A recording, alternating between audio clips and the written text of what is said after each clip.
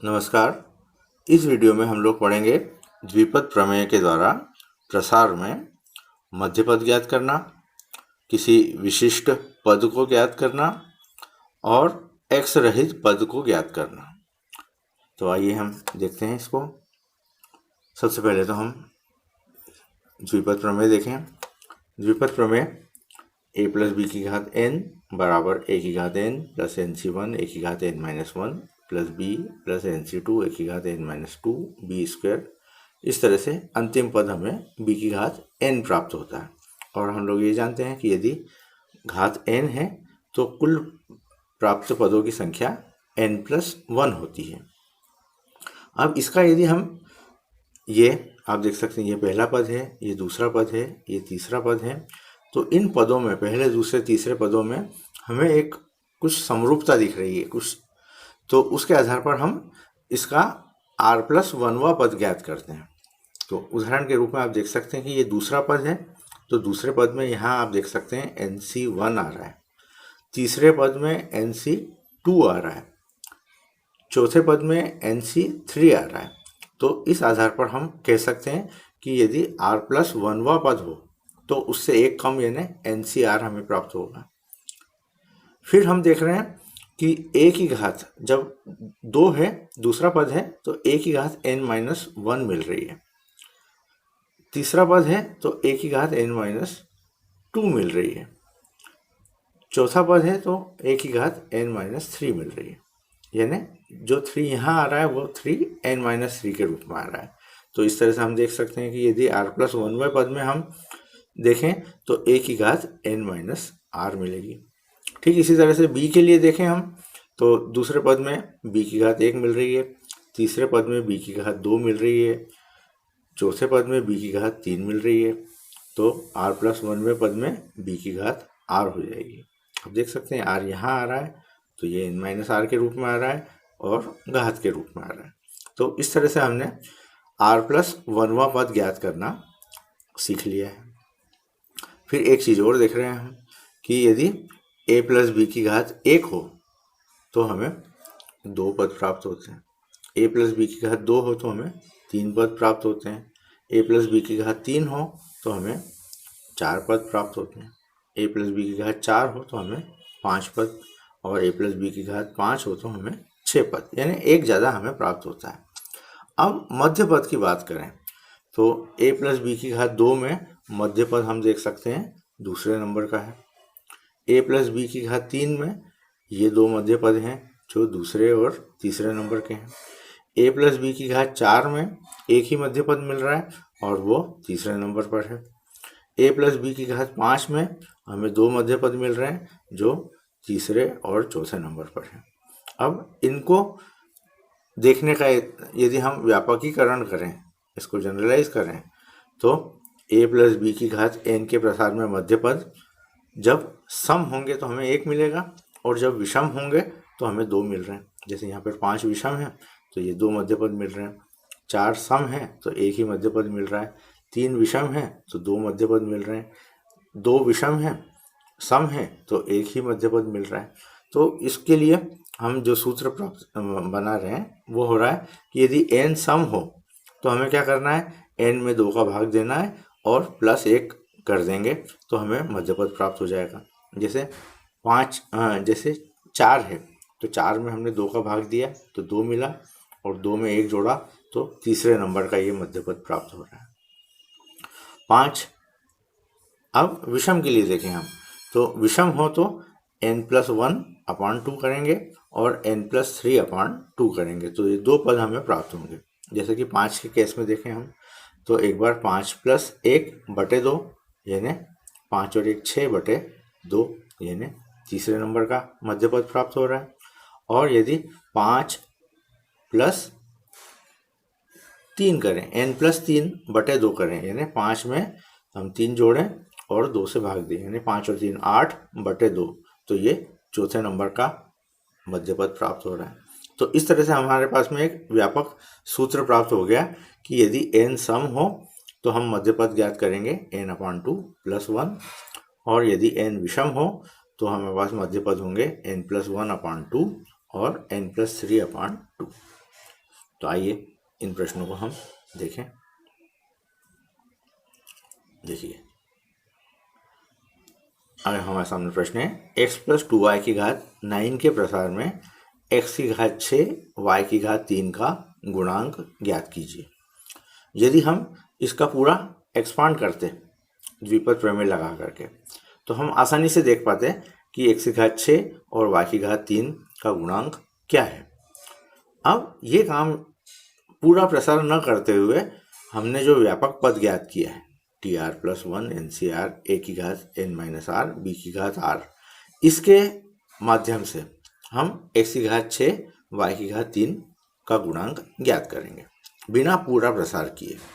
तो जो करने की जो हमारी प्रक्रिया होगी वो इस तरह से है कि मान लिया कि r प्लस 1वें पद में r प्लस 1वां पद यानी एन सी आर ए की घात एन माइनस आर बी की घात आर में जो हमारा अभिष्ट पद है x की घात 6 y की घात 3 ये प्राप्त हो रहा है। अब हमने इस सूत्र में मान रख दिया r प्लस 1वां पद यानी, अब चूंकि हमारा सवाल में n का मान 9 है तो यहाँ पे हमने 9CR लिख दिया। फिर a की घात n माइनस आर, तो a के स्थान पर x है तो x की घात 9 माइनस आर इंटू b की घात r, b के स्थान पर यहाँ पर 2y है तो 2y की घात r। अब ये करने के बाद हमने इसको सरल किया 9CR x की घात 9 माइनस आर और 2 की घात r भी हो गई और y की घात r।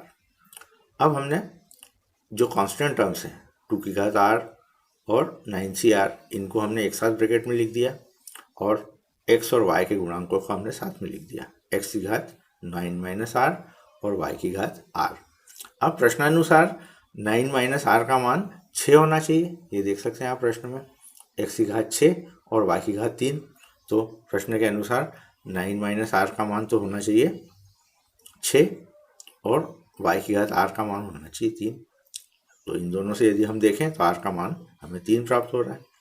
अब हमें गुणांक ज्ञात करना है, तो ये गुणांक हमने ब्रैकेट में लिखा हुआ था, इसमें r के स्थान पर हम 3 रख देंगे, तो ये r के स्थान पर हमने 3 रख दिया, तो ये 9C3 into 2 to the power 3 और अब 9C3 को हमने हल कर लिया, तो ये factorial 9 upon factorial 3 into factorial 9 minus 3 और 2 की घात 3 का मान हो गया 8। इसको जब हमने हल किया तो हल करने के बाद हमें उत्तर जो है वो इस रूप में प्राप्त हो रहा है 3 गुणित 4 गुणित 7 गुणित 8। इसका गुणा कर लेंगे तो ये हमारा अभीष्ट उत्तर प्राप्त हो गया हमें, अर्थात x क्यूब अर्थात x की घात 6 y की घात 3 का गुणांक। अगला प्रश्न देखते हैं हम, x प्लस 2y की घात 5 के प्रसार में मध्य पद ज्ञात करना है। अब यहाँ पर हम मध्य पद ज्ञात करेंगे और यहाँ देख सकते हैं कि 5 यानी विषम संख्या है, तो विषम की स्थिति में 2 मध्य पद होंगे, तो वो होगा 5 प्लस 1 अपॉन 2वां पद और 5 प्लस 3 बटे 2वां पद यानी तीसरा और चौथा।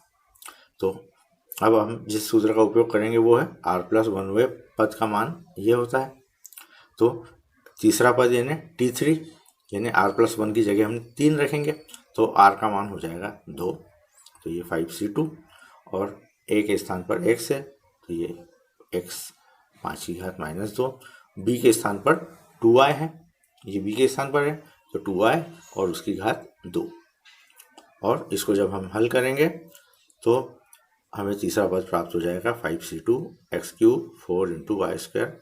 इसको हमने हल किया, हल करने का तरीका सभी जानते हैं, और हल करने के बाद इसको जब हमने सिंप्लीफाई किया तो हमें उत्तर मिल रहा है 40 x क्यूब वाई स्क्वायर।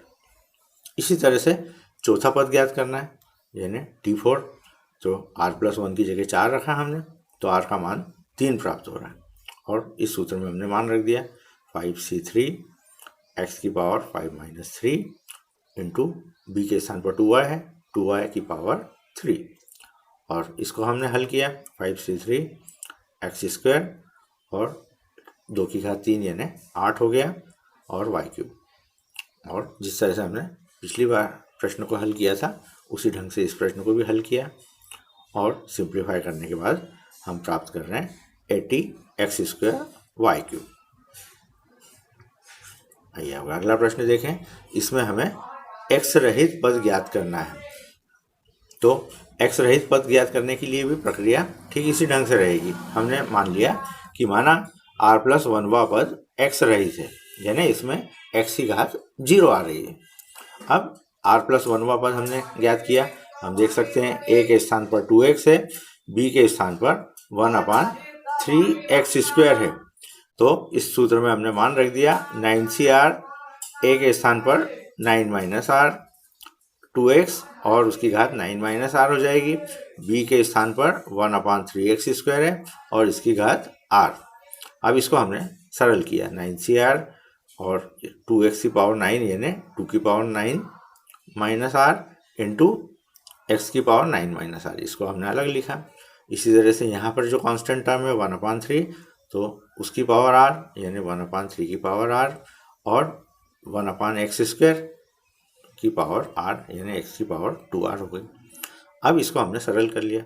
इधर जो लिखे हैं हमने ये टर्म्स, ये कांस्टेंट टर्म्स है 9CR 2 की power 9 - r upon 3 to the power r, ये 3 टू द पावर r, और इन दोनों को हमने साथ में लिख लिया। x की घात 9 - r और ये x की घात 2r ऊपर जाएगी तो -2r हो जाएगी, दोनों जुड़ जाएंगे तो x की घात 9 - 3r। अब x की घात 0 होगी। कब 0 हो सकती है? जब 9 - 3r का मान 0 के बराबर हो। तो ये 9 - 3r का मान 0 के बराबर है। इसको हमने हल किया तो r का मान 3 प्राप्त हो रहा है। अब हमें गुणांक चाहिए, तो इसमें r का मान 3 रख दिया हमने। तो 9C3 2 की घात 9 - 3 यानी 6, 3 की घात 3 और इस x की घात 0 हो जाएगी। तो इसको यदि हम हल करेंगे तो हल करने के बाद हमें प्राप्त हो रहा है 1792/9। ठीक इसी प्रकार अगला उदाहरण हमारे सामने है x² + 2 + 1/x² की घात 8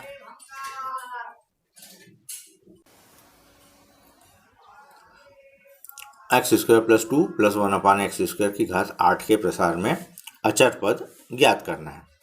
तो x² + 2 + 1/x² को हम इस प्रकार से लिख सकते हैं a + b का whole square, a² + b² + 2ab। तो ये x + 1/x का होल स्क्वायर हो गया और उसकी पूरे की घात 8 है। तो ये घातें गुणा में हैं, घात की घात है तो ये गुणा में हो जाएगी, 16 हो जाएगी। तो x + 1/x की पावर 16। अब ये प्रश्न हमारा इस रूप में हो गया। अब इसका यदि हम एक्सपांड करेंगे तो हमें ऐसा पद ज्ञात करना है जिसमें x की घात 0 है। तो हमने मान लिया कि r+1वां पद अर्थात NCR यानी 16CR x की पावर 16 - r और 1/x की पावर r, ये r+1वां पद है। इसमें a के स्थान पर हमने x रखा है और b के स्थान पर 1/x रखा है। अब इसको हमने हल किया। हल करने का तरीका x की घात 16 - r और 1/x की घात r। अब x के पदों को एक साथ इकट्ठा कर लिया तो ये 16CR x की घात 16 - 2r और इसमें x की घात 0 होगी यानी 16 - 2r बराबर 0।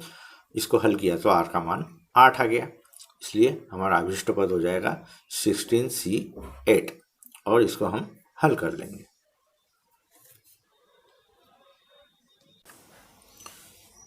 आइए प्रश्नावली 8.2 के प्रश्नों को देखें। पहला प्रश्न हमें दिख रहा है x + 3 की घात 8 में x की घात 5 का गुणांक ज्ञात करना है। तो इस तरह का सवाल हम देख चुके हैं। मान लिया कि r+1वें पद में x की घात 5 का गुणांक हमें मिलता है। तो r+1वां पद यानी NCR a के स्थान पर x है, n - r और b के स्थान पर 3 है तो 3 की घात r। अब 8 - r का मान कितना है? 5 है, क्योंकि x की घात 5 का गुणांक हमें ज्ञात करना है। तो 8 minus r is equal to 5 रख दिया। उससे आर का मान हमें प्राप्त हो गया 3। आर का मान हमें प्राप्त हो गया तो यहाँ पे हम आर का मान रख देते हैं। तो t3 + 1 is equal to 8c3, क्योंकि n का मान 8 है, r का मान 3 है। 8c3 x की पावर 8 माइनस 3, 9 माइनस आर यानी 8 माइनस 3, और 3 की घात r, तो 3 की घात 3। इसको हमने हल कर लिया, और हल करने के बाद जो आप उत्तर प्राप्त कर रहे हैं वो है 1512। अगला प्रश्न देखें, ये भी ठीक इसी ढंग का है। a माइनस 2b की घात 12 के प्रसार में a की घात 5 b की घात 7 का गुणांक ज्ञात करना है। तो वही हमने मान लिया कि व्यापक पद a की घात 12 माइनस r और माइनस 2b की घात r है। a और b के इसको हमने सरल करके लिख लिया। a 12cr माइनस 2 की घात r और ये b की घात r। अब चूंकि हमें प्राप्त करना है a की घात 5 b की घात 7, तो यहाँ पर हमें 12 माइनस r की जगह पर रखना पड़ेगा 5, और r की घात r बराबर 7। तो दोनों स्थितियों में हम देख रहे हैं कि r बराबर हमें 7 प्राप्त हो रहा है। अब r का मान हमें प्राप्त हो गया, तो ये r का मान यहाँ पे रख देते हैं। तो t7 + 1, इस r के स्थान पर हमने 7 रख दिया। t7 + 1 is equal to 12c7, a की पावर 12 माइनस 7, b की पावर 7, माइनस 2 की पावर 7, और इसको पूरे को हमने हल किया। अब यहाँ पर गुणांक पूछा गया है, यानी कांस्टेंट्स पूछे गए हैं, तो ये 12c5 और into minus 2 to the power 7, इसको हमने हल कर लिया, और हल करने के बाद ये हमारा अभिष्ट उत्तर हो गया। अगला प्रश्न देखें,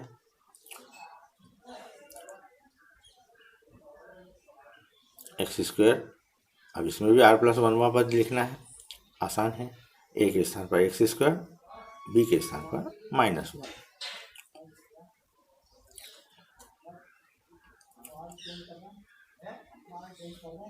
ठीक इसी प्रकार प्रश्न क्रमांक 4, प्रश्न क्रमांक 5, इसमें चौथा पद ज्ञात करना है। तो बस सूत्र में मान रखना है और उसको हल करना है। इसी प्रकार प्रश्न क्रमांक 6, इसमें 13वां पद ज्ञात करना है। तो हमारा जो सूत्र है x + y की घात n के प्रसार में r+1वां पद होगा NCR x की पावर n-r, और ये जो y है उसकी पावर r। इसमें इस x के स्थान पर हम रखेंगे 9x, और y के स्थान पर रखेंगे -1/3√x, और n बराबर 18 रखेंगे, और इसको सॉल्व कर लेंगे। चूँकि हमें 13वां पद ज्ञात करना है, तो r के स्थान पर हम 12 लेंगे जब, तो ये 13वां पद हमें प्राप्त होगा। ये यहाँ पर t 12 + 1, और इसको हमने हल कर लिया। हल करने के बाद हमारा अभिष्ट उत्तर प्राप्त हो जाएगा। अब इन प्रश्नों में हमें मध्यपद ज्ञात करना है।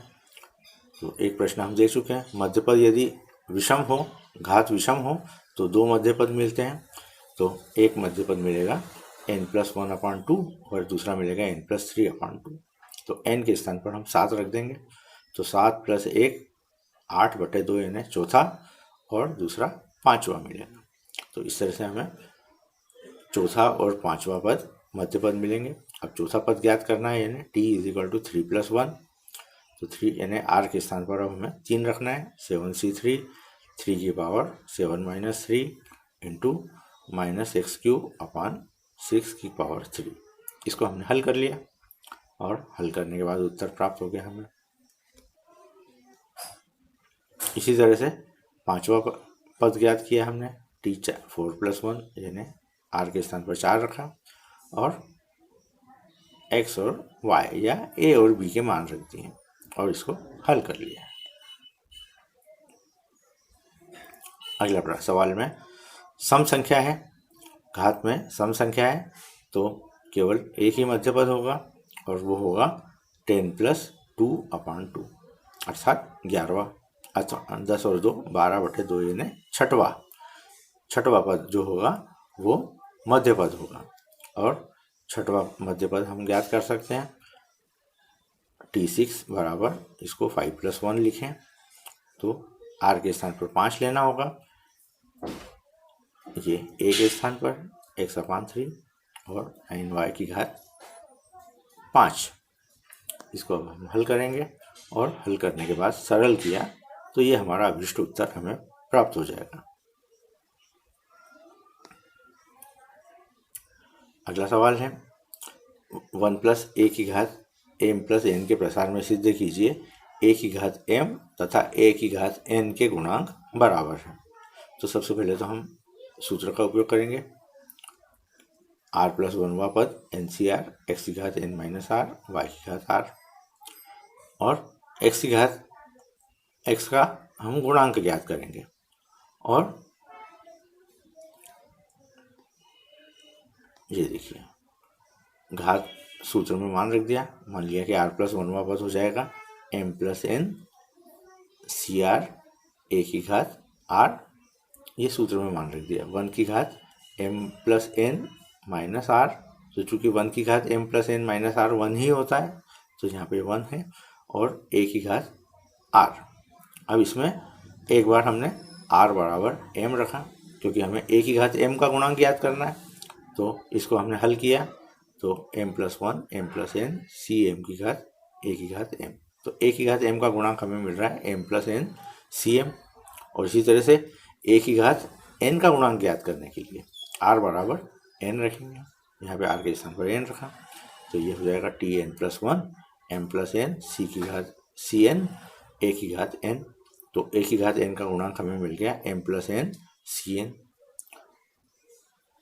अब दोनों का मान निकालें आप, m + n Cm का मान निकालें और m + n Cn का मान निकालें तो आप पाएंगे कि दोनों मान समान हैं, इसलिए a² की पावर m का गुणांक a की पावर n के गुणांक के बराबर है।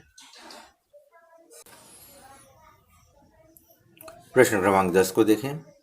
दिया हुआ है यदि x + 1 की घात n के प्रसार में r - 1वां rवां और r + 1वें पदों के गुणांकों में 1, 3 और 5 का अनुपात हो तो n और r के मान ज्ञात करना है। तो प्रश्न को यदि हम समझें तो हमारे लिए आसान हो जाएगा।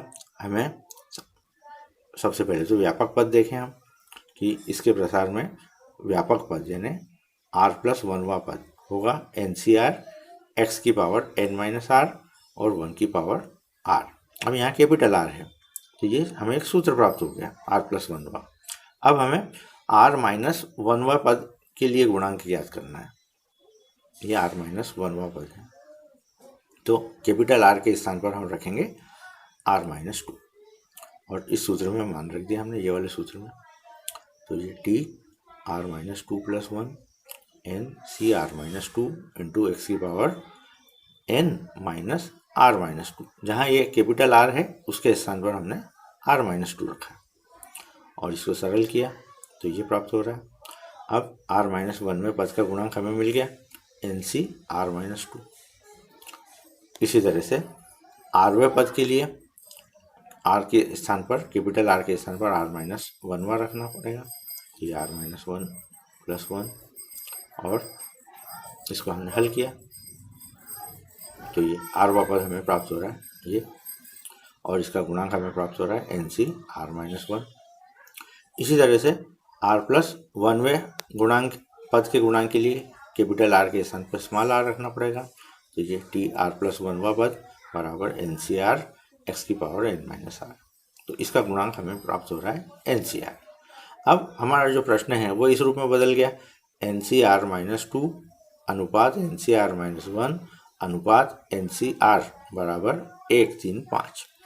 और ये प्रश्न हमारा गणितीय रूप ले लिया इसने, तो सबसे पहले हम क्या करेंगे, इस तरह के प्रश्नों को हल करने के लिए कि पहले दो पदों को लेकर के हम हल करेंगे, यानी इसका और इसका अनुपात, पहला पद का अनुपात और दूसरे पद का अनुपात 1:3 है।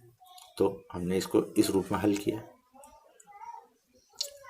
और इसको हम आसानी से हल कर सकते हैं, जो हमने पहले पढ़ा है कि factorial NC(r-2) upon NC(r-1) is equal to 1/3।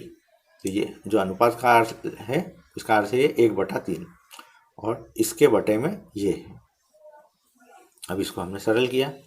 सरल करने के बाद में आप जिस ढंग से भी सरल करते हैं उस ढंग से इसको हल कर लें और आपको जो एक संबंध मिलेगा वो इस रूप में मिलेगा, r-1 अपॉन n-r+2 बराबर 1/3।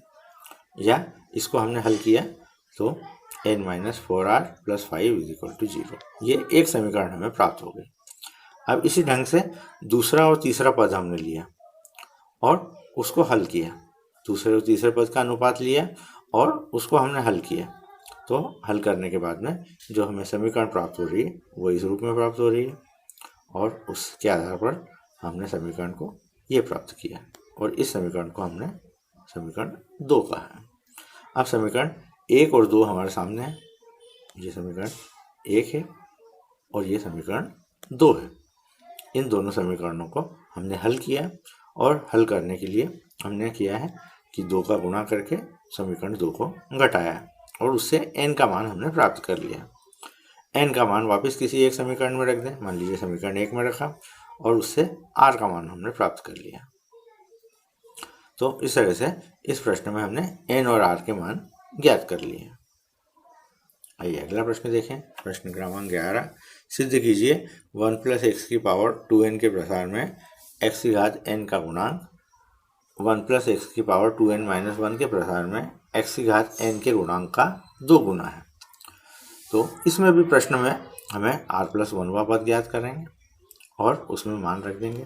तो 1 + x⁴2n के लिए व्यापक पद तो ये हो जाएगा r+1 2n CR x⁴r, और चूंकि x⁴n के गुणांक के लिए हमें ज्ञात करना है तो r बराबर n रखा और उससे r+1 बराबर 2n C x⁴n। अब x⁴n का गुणांक हमें इससे प्राप्त हो गया 2n Cn।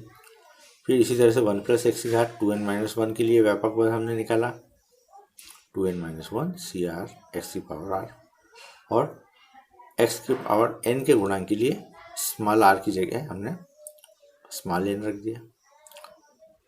तो यह प्राप्त हो रहा है हमें और इसके आधार पर हमने गुणांक ज्ञात कर लिया 2n - 1 Cn। अब x⁴n का गुणांक 2n - 1 Cn है, इसको हमने हल किया, इसका मान निकाल लिया और ये हमें प्राप्त हो रहा है factorial 2n - 1 upon factorial n factorial n - 1। इसको हमने सरल किया और सरल करने के बाद x⁴n का गुणांक हमने प्राप्त कर लिया और हम देख रहे हैं कि 1 + x⁴2n में x⁴n का गुणांक 1/2 1 + x इंटू 1 + x⁴2n में x⁴n का गुणांक। दोनों प्रश्न समीकरणों की तुलना करें हम, ये समीकरण 2 है और ये समीकरण 1 है। तो यहाँ पर 2n Cn है गुणांक और यहाँ पर समीकरण 2 में 1/2 2n Cn है। तो सिद्ध कर दिया हमने कि 1 + x⁴2n के में x⁴n का गुणांक 2 गुणित 1 + x⁴2n - 1 में x⁴n के गुणांक के बराबर है। अगला प्रश्न है, m का धनात्मक मान ज्ञात कीजिए जिसके लिए 1 + x⁴m के प्रसार में x² का गुणांक 6 हो। तो सारे प्रश्नों में जो करने का तरीका है वो एक जैसे ही है कि हमें व्यापक पद ज्ञात करेंगे, r+1 वह पद ज्ञात किया हमने और इसका उपयोग किया हमने। तो व्यापक पद 1 + x⁴m के प्रसार में व्यापक पद हो जाएगा r+1 MCR x⁴r, अब यहाँ पर हमें x की घात 2 के गुणांक के लिए चाहिए, यानी r की जगह पर हमें 2 रखना पड़ेगा। तो ये हमने r के स्थान पर 2 रखा। तो ये हमारा t2 + 1 = mc2 x की घात 2। तो x की घात 2 का गुणांक हमने ज्ञात कर लिया, mc2 हो गया। mc2 का मान 6 के बराबर दिया हुआ है प्रश्न में, तो mc2 = 6। अब इसको हमने हल कर लिया, mc2 का मान m × m-1/2 बराबर 6, और इसको जब हमने हल किया तो ये वर्ग समीकरण मिल रही है। इससे हमने m के 2 मान प्राप्त कर लिए, 4 और -3। लेकिन चूँकि हम ऋणात्मक मान नहीं लेते हैं, इसलिए m का मान 4 हो गया। तो इस तरह से इस प्रश्नावली को आप लोग हल कर सकते हैं। धन्यवाद।